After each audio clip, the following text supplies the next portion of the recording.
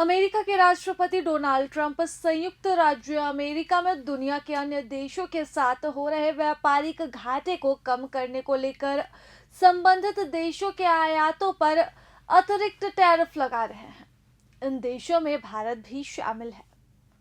Donald Trump ने 2 अप्रैल से भारत पर रेसिप्रोकल टैरिफ लगाने की घोषणा भी कर दी है।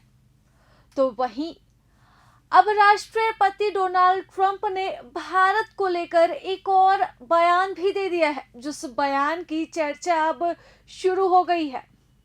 दरअसल अमेरिकी राष्ट्रपति डोनाल्ड ट्रंप ने बुधवार को 19 मार्च को एक न्यूज़ चैनल को दिए गए एक इंटरव्यू में भारत को लेकर ऐसी बात कह दी है जिसने सभी को सोचने पर मजबूर कर दिया है। दरअसल इस इंटरव्यू में ट्रंप ने इशारा किया कि उन्हें उम्मीद है कि भारत अमेरिकी उत्पादों पर जल्द ही अपने टैरिफ में कमी कर सकता है।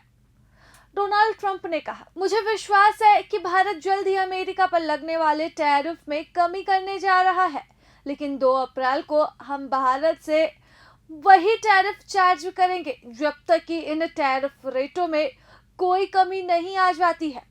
इससे पहले डोनाल्ड ट्रंप ने कहा था कि जो भी देश अमेरिकी सामानों पर जितना टैरिफ चार्ज कर रहा है, उसी हिसाब से हम उनसे 2 अप्रैल से उन देशों से उतना ही टैरिफ वसूल करेंगे।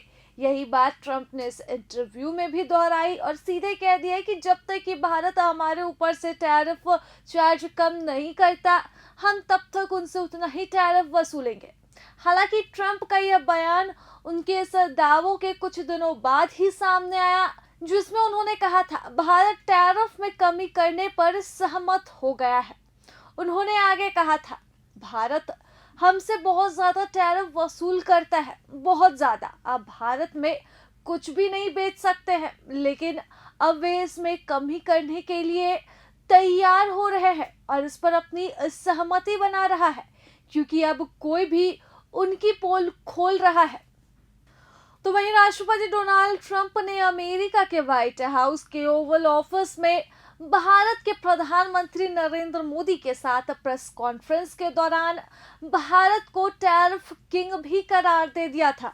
उनके इस बयान की भी चर्चा पूरे इंटरनेशनल मीडिया में खूब हुई थी। उस दौरान डोनाल्ड ट्रंप ने भारत में सामान बेचने की चुनौतियों का भी जिक्र किया था। इसके अलावा ट्रंप ने भारत के साथ करीब $100 बिलियन के व्यापार घाटे की ओर भी इशारा किया था।